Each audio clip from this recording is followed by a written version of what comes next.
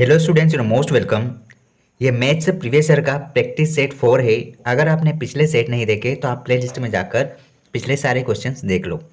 अगर आपने इस सीरीज़ को ज्वाइन किया और अगर देख लिया तो यकीन मानना आपका मैथ्स बहुत ही अच्छे तरीके से बनने लगेगा। पहला क्वेश्चन देखो, एक संख्या को 3 से भाग देने पर 32 अंक कम प्राप्त होते हैं। वो संख्या कौन सी होगी? देखो, हमें पता नहीं है कि वो संख्या क्या होगी। अगर वो संख्या को हम कुछ भी मानते हैं, माना कि वो संख्या कुछ इस प्रकार से होगी, ठीक है। इस संख्या का हमें 3 से भाग देना है। इस संख्या को अगर मैं 3 से भाग दूंगा तो क्वेश्चन में क्या कहा गया है, वो 32 अंक कम प्राप्त होती है, मतलब कि कम होती है। अगर मैं इसमें 32 अंक जोड़ देता तो मेरे को वो संख्या एग्जैक्ट पता चल जाती, ठीक है। वो संख्या हमें पता चल जाती इस प्रकार से। बस आप इसको सोल्व कर लो। आप यहाँ पर देखो, इस इक्वेशन को सोल्व करोगे तो इसका एलसीएम लेते हैं तो देखो कितना हो जाएगा, ये 6 और 9 96 हो गया इस प्रकार से, जो कि हमारे ए के बराबर हो जाएगा। अब क्या करना है, ए प्लस 96 बराबर इधर 3 का गुणा हो जाएगा, 3a हो गया, ठीक है। इसको हम अगर आगे बढ़ाएंगे तो देखो 3a में से एक a चले जाएगा, क्योंकि a इधर प्लस में है इधर माइनस में हो जाएगा, तो कितना बचेगा, ये 2a, जो कि 96 के बराबर रहेगा। यदि हम a की वैल्यू यहाँ से निकालेंगे तो हमारे पास कितना आ जाएगा, 48, जो 2 की टेबल से 96 कटेगा तो 48 आ जाएगा। आप कह सकते हैं कि वो संख्या 48 होगी। 48 को अगर 3 से भाग देंगे तो उसमें 32 अंक कम होंगे, ठीक है। मतलब हम कह सकते हैं कि वह संख्या क्या होगी, 48। नेक्स्ट क्वेश्चन देखो, 2 अंकों वाली संख्या और इसके अंक अंतः परिवर्तित किए जाने से प्राप्त संख्या का अंतर 54 है। 2 अंकों के मध्य का अंतर बताना है हमें। देखो, 2 अंकों की संख्या कैसी बनाते हैं, माना इकाई का अंक, माना कि इकाई का अंक यहाँ पर y है, जो कि इकाई का अंक है, ठीक है। और दहाई का अंक यहाँ पर x है। तो इस प्रकार से जो संख्या बनती है वो संख्या यहाँ पर ऐसी होती है। देखो, y इकाई का अंक और दहाई का अंक 10 प्लस x होगा। ये संख्या हमने इस प्रकार से बनाई है, ठीक है। अब ये कहा है कि ये जो संख्या है 10x प्लस y और इसके अंक अंतः परिवर्तित, मतलब कि ये बदल जाएंगे। किस प्रकार बनेगा, यहाँ पर हो जाएगा x इस साइड हो जाएगा, मतलब दहाई का अंक इकाई में कन्वर्ट हो जाएगा और इकाई का अंक दहाई में कन्वर्ट हो जाएगा इस प्रकार से, ठीक है। इनका अंतर, यहाँ पर अंतर बोला गया है 10y प्लस x, जो कि यहाँ पर 54 के बराबर है। बस आप इसे सोल्व कर लो। 10x प्लस y माइनस यहाँ पर 10y माइनस x हो जाएगा इस प्रकार से, ठीक है। अब आप इसको सरल कर लो। आप यहाँ पर देखोगे 10x में से एक x चले जाएगा, कितना x बचेगा, 9x यहाँ पर बचेगा। और यहाँ पर आप देखो 10y माइनस में है, एक y प्लस में है, तो प्लस और माइनस माइनस घट जाएगा, लेकिन घटेगा हमारा आंसर जो भी आएगा उसका चिन्ह किस प्रकार से रहेगा, उसका चिन्ह बड़ी संख्या के हिसाब से माइनस रहेगा। और इधर हमारा यहाँ पर 54 है। अब इसको आप सरल कर सकते हो कैसे, आप देखो यहाँ भी 9 है, यहाँ भी 9 है और यहाँ मल्टीप्लाई में भी 9 है इसके मल्टीपल डिजिट में। तो आप क्या बोल सकते हैं, यहाँ पे आप 9 गायब कर दो, x minus y equal to 6। यहाँ से आपने 9 का भाग दे दिया तो आपके पास क्या आ गया, इनके मध्य का अंतर, x माइनस वाई के मध्य का अंतर यहाँ पर 6 आ गया। इस प्रकार से आप इसको सोल्व कर सकते हैं। ऑप्शन सी हमारा राइट आंसर है। ये क्वेश्चन देखो, यदि किसी संख्या का तिहा ये क्वेश्चन देखो, यदि किसी संख्या का 3/4 उस संख्या के 1/5 से 11 अंक अधिक है तो वो संख्या क्या होगी। यहाँ पर हम मानते हैं कि कोई संख्या x होगी, उस संख्या का 3/4, मतलब इस संख्या का 3/4 आपको बताना है इस प्रकार से। इस संख्या का 3/4 उस संख्या के 1/5 से 11 अधिक है, ठीक है। तो हम क्या करेंगे, हम यहाँ पर इसका 1/5 से, इसका 1/5 से 11 अधिक करेंगे, इस संख्या का 1/5 से 11 अधिक करेंगे, इस प्रकार से 11 ज़्यादा हो गया, यहाँ पर बराबर आएगा। क्योंकि क्या कहा गया है, यदि किसी संख्या का 3/4 मतलब इसका 3/4 उस संख्या के, मतलब कौन सी संख्या मानी, x मानिए, इस संख्या का 1/5 कर दिया जो कि इससे 11 ज़्यादा है। तो बस आप इस इक्वेशन को सोल्व करो और आपका आंसर आ गया। अब यहाँ पर देखो कितना हो गया, 3x/4 बराबर x/5 प्लस 11। अब यहाँ पर आप इसको सोल्व कर लो, 3x/4 माइनस में इधर ले आओ, x/5 बराबर 11। यहाँ पर आगे क्या बनेगा, देखो 5 चौक 20, यहाँ पर 5 दिया 15x, 15x में से 4x चले जाएगा, कितना बचेगा 11x, ठीक है, और सामने है 11। आप 11 से 11 काटोगे तो आपका आंसर क्या आ जाएगा, x की वैल्यू यहाँ पर 20 निकलती है।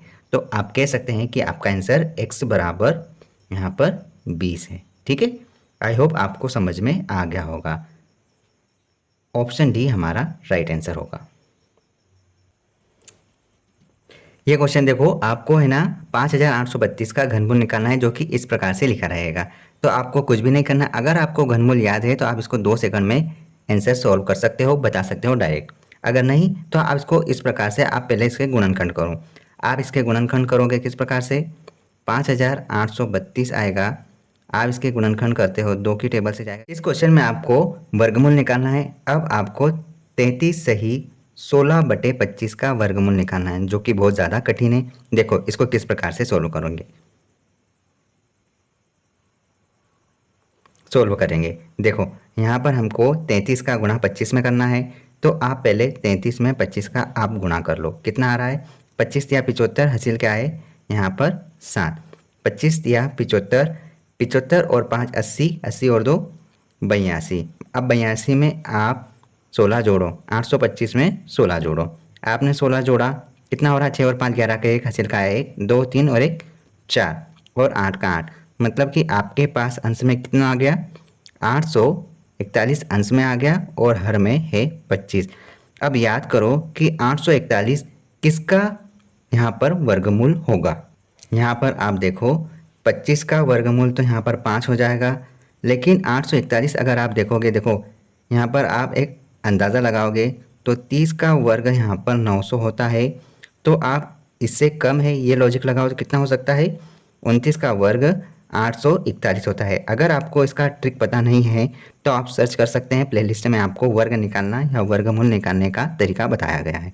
तो यहाँ पर आ जाएगा 29, 29/25 ये आपका करेक्ट आंसर है। लेकिन आप इसको और सोल्व करो, मिश्र भिन्न में जाएगा ये, कितनी बार, 25 बचे कितने आपके पास, 4/9, तो आप ये बोल सकते हो 5 सही 4/9 इसका वर्गमूल है, सही आंसर है।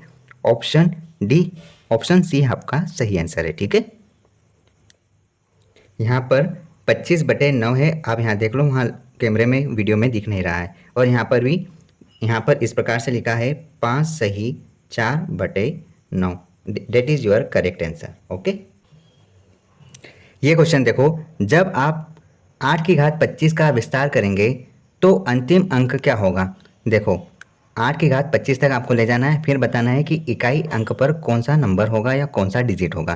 तो देखो 8 की पावर 1 में इकाई का अंक 8 है, 8 की पावर 2 करेंगे तो 64 का 4 इकाई अंक आ रहा है, 8 की पावर 3 करेंगे तो 8 और 64 अटे 512 का 2 आएगा, और 8 की पावर 4 करोगे तो देखो यहाँ पर अटू अटू 64, 64 अटे 512, फिर वापस अब 8 का करोगे तो देखो 8 दूनों 16 के 6 आ जाएंगे, 8 एकम 8 और 1 9 हो जाएगा, 8 पंजे 40, 4096, यहाँ पर वापस इकाई का अंक 6 आ गया। लेकिन जब 8 की घात 5 करते हैं तो देखो क्या होगा, फिर वापस 8 का गुणा हो जाएगा तो कितना जाएगा, 8 6 48, मतलब इकाई का अंक यहाँ पर 8 आ जाता है। कहने का मतलब ये कि इकाई का अंक 8 वापस 8 की घात 5 में आता है, मतलब कि 8 की घात 4 तक तो ये कंप्लीट होता है। जैसे ही यहाँ पर विषम घात आएगी, यहाँ पर इकाई का अंक वापस 8 ही रिपीट होगा। तो आप क्या कह सकते हैं, 8 की घात 4 जो कि पूरी तरह से यहाँ तक कंप्लीट हो चुका है। जैसे ही अगली घात आती है तो आप इसको इस प्रकार से कर सकते हैं, 4 और इसकी घात आप 4 6 24, ये आप 6 बनाएंगे। तो देखो 8 की घात 4 और इसकी घात 6, तो 6 चौक 24 हो गया। 8 की घात 24 तक पहुंच गए और एक 8 की घात 1 और बचा हुआ है। अब ये हमने इसलिए किया क्योंकि 8 की घात 4 तक तो कंप्लीट है। जैसे ही आप अगली घात लाओगे तो उसका इकाई अंक आपको पता चल जाएगा और इस प्रकार से आप बोल सकते हैं कि आपका यहाँ पर आंसर ऑप्शन डी होगा। Option D is right answer, क्योंकि यहाँ तक तो कंप्लीट है, अगली जो घात आएगी तो उसका आंसर 8 हो जाएगा। ठीक है, आई होप आपको समझ में आया होगा।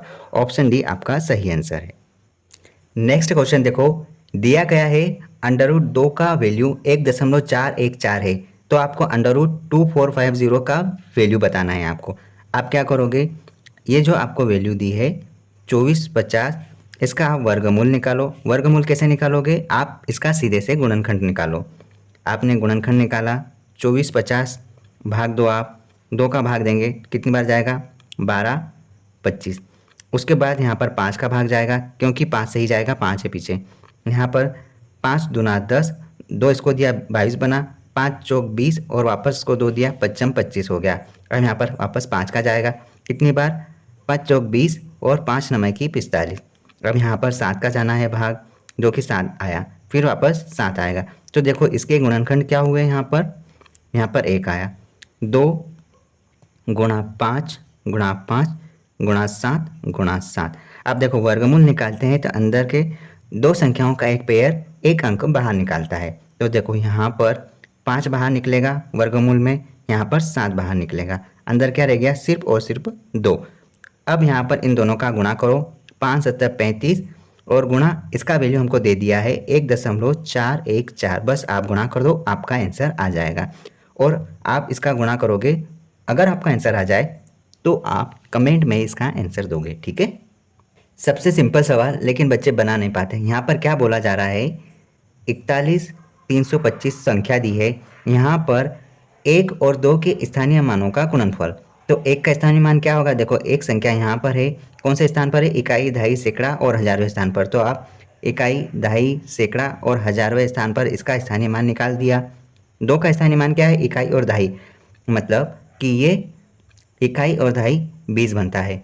यहाँ पर कहा गया है कि 1 और 2 के स्थानीय मानों का गुणनफल, ये 1 का स्थानीय मान और ये 2 का स्थानीय मान, इनका गुणनफल। तो इनका गुणनफल क्या होगा, 1000 गुणा 20। आप इसका आंसर बता सकते हैं। देखो 2 एकम 2, 1 2 3 4, 1 2 3 4, ये आपका सही आंसर है, मतलब option A is right answer. इस प्रकार से आप इस सवाल को बना सकते थे। इस क्वेश्चन में आपको पेन उठाने की बिल्कुल ज़रूरत नहीं है, पहले आप बनाओ और अगर नहीं बनता है तो आप इस वीडियो को देखो।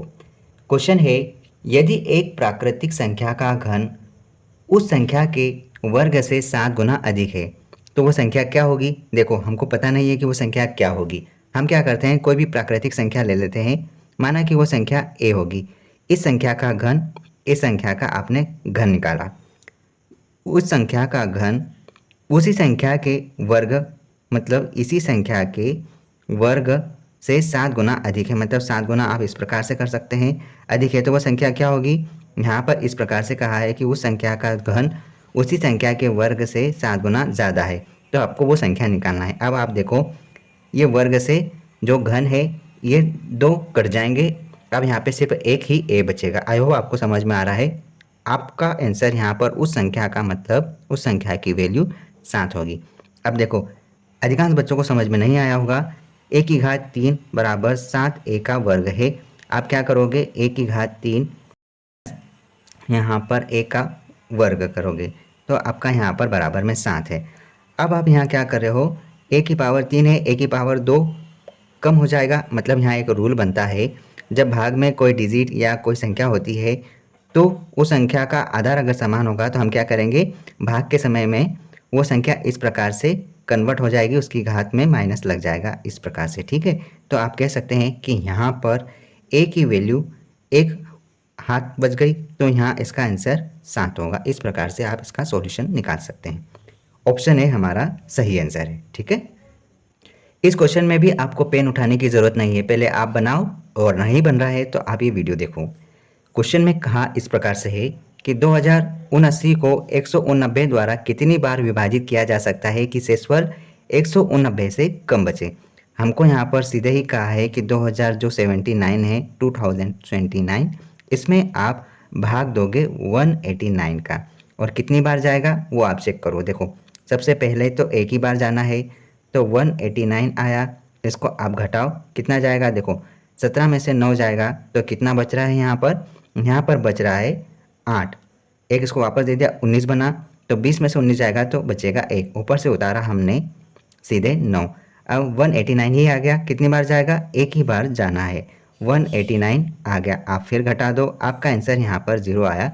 मतलब आप ये कह सकते हैं कि 2079 को 190 द्वारा 11 बार विभाजित किया जा सकता है, ताकि शेषफल 190 से कम, 190 से बिल्कुल कम बच रहा है, 0 ही बच रहा है। इस प्रकार हमारा आंसर है ऑप्शन बी।